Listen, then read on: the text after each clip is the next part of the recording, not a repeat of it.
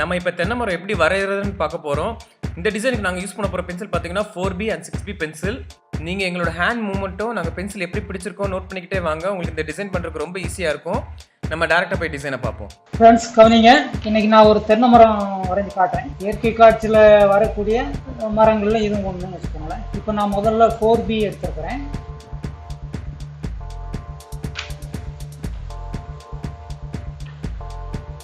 முதல்ல எவ்வளவு தேவையோ அதோட கொஞ்சம் கம்மியாக தெரியும் திக்னஸ், அதனோட தடிமன் வந்து கொஞ்சம் கம்மியாகவே இருக்கட்டும். ஏன்னா நம்ம கூடுனா குறைக்க முடியாதுங்கிறதுனால. இந்த தென்னை மரத்தில் இதில் வரி வரியாக வரும்.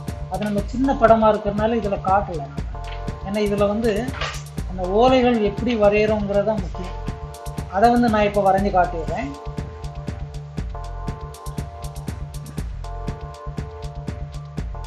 முதல்ல ரொம்ப அழுத்தி பண்ண வேண்டாம், அழுத்தாம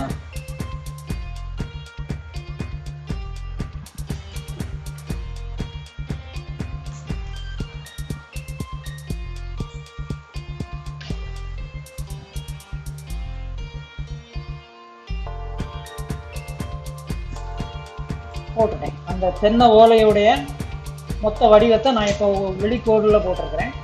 இனிமேல் வந்து நான் ஒவ்வொரு ஓலையாக வரைகிறேன். இதுக்கு நான் 6B எடுத்துருக்கிறேன். 4B வச்சும் போடலாம். 6Bங்கிறது உங்களுக்கு கொஞ்சம் தடிமனாக கிடைக்கும். அதனால் தென்னை ஓலையை நல்லா கவனிங்க. ஒவ்வொரு ஓலைக்கும் ஒவ்வொரு திசையை நோக்கி இழுக்கிறேன். இப்போ இந்த ஓலைக்கு எப்படி இழுக்கிறேன் பாருங்கள்.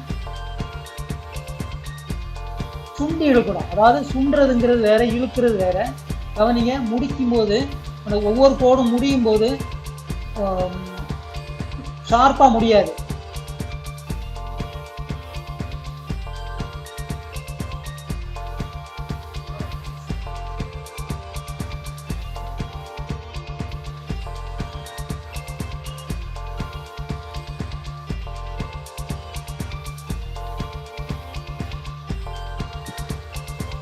இழுக்கிறது எல்லாமே கொஞ்சம் தரையை நோக்கி தொங்குற மாதிரி இழுக்கும்.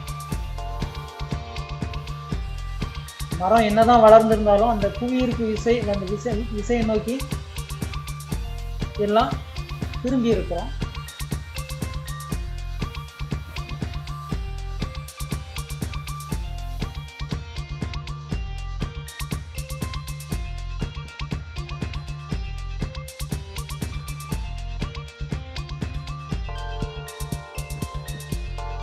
எல்லாமே அடுக்கி வச்ச மாதிரி ஒன்று போல் வரையக்கூடாது.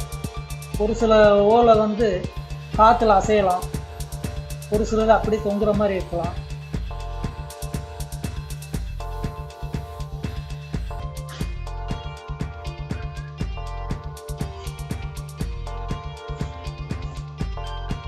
இப்போ இந்த இடத்துல பார்த்தீங்கன்னா ரெண்டு ஓலையுமே ஒன்றோட ஒன்று சேருது.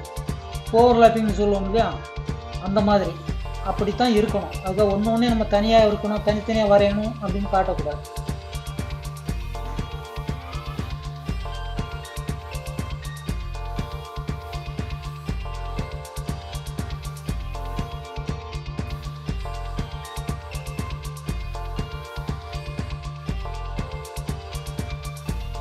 இப்போ இதெல்லாம் பார்த்தீங்கன்னா நெருக்கமாக இருக்கு, ஒன்றும் பிரச்சனை இல்லை, அப்படியே விட்டுலாம்.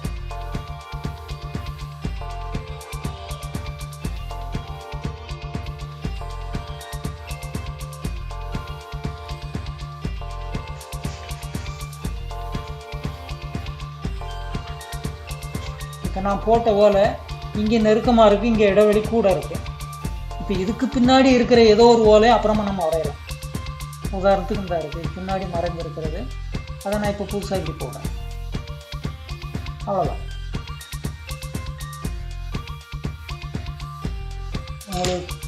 உங்களுக்கு வரைகிறதுக்கு தகுந்த மாதிரி கொஞ்சம் பேடை திருப்பி வச்சும் வரையலாம். ஏன்னா கையை நமக்கு இப்படி இழுக்கும்போது தான் நல்லா வரும், இப்படி கொண்டு போகும்போது சரியாக வராது. அதனால் பேடை அப்பப்போ இங்கே வரைய பேப்பரை வந்து பேப்பரையோ நோட்டையோ கொஞ்சம் திருப்பிக்கலாம்.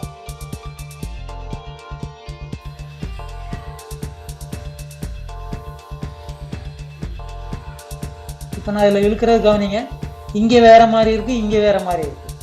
பார்த்தீங்கன்னா தெரியும், தரையை நோக்கி தொங்கி இருக்கிற ஓலை, இது கொஞ்சம் மேல் நோக்கி இருக்கிற ஓலை. அதனால் பார்த்தீங்கன்னா அதில் தொங்குறது வேறு மாதிரி போட்டிருக்கேன், இங்கே வேறு மாதிரி போட்டிருக்கேன்.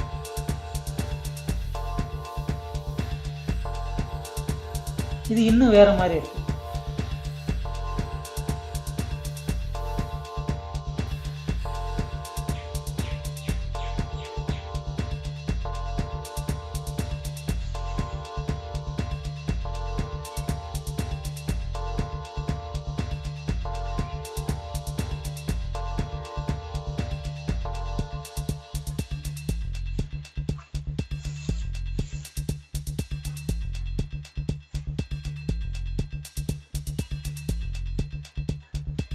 இப்போ பார்த்தீங்கன்னா தென்னை மரத்துக்குரிய ஒரு மொத்த வடிவம் கிடைச்சிருச்சு நமக்கு.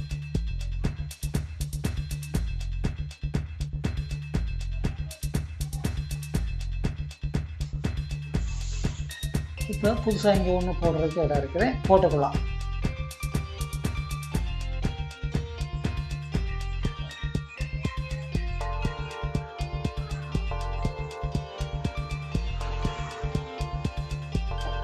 இப்போ இது ஊடை வந்து கொஞ்சம் இருட்டாகும். ஃபுல்லாக அந்த தென்னை மரத்தோட அந்த நடுப்பகுதியை கொஞ்சம் இருட்டாக்கி ரொம்ப வெள்ளம் இல்லாமல் இவ்வளோ இடத்துக்குள்ள இப்படி பண்ணிக்க வேண்டியது.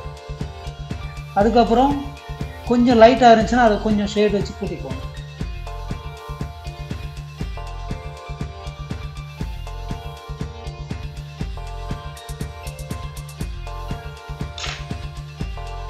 இப்போ பார்த்தீங்கன்னா போட்டாச்சு.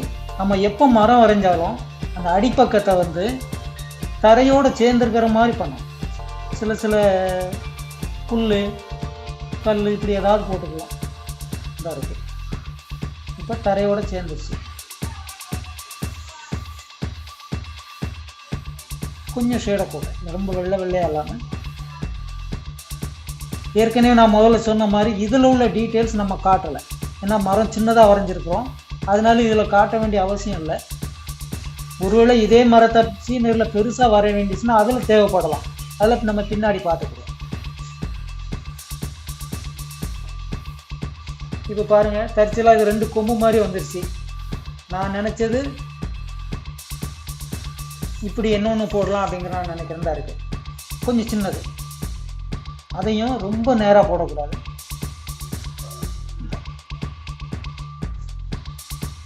இது குருத்து ஓலைன்னு சொல்லுவோம்ல, கொஞ்சம் மற்றதை விட கொஞ்சம் சின்னதாக. இந்த 3மே அந்த மாதிரி.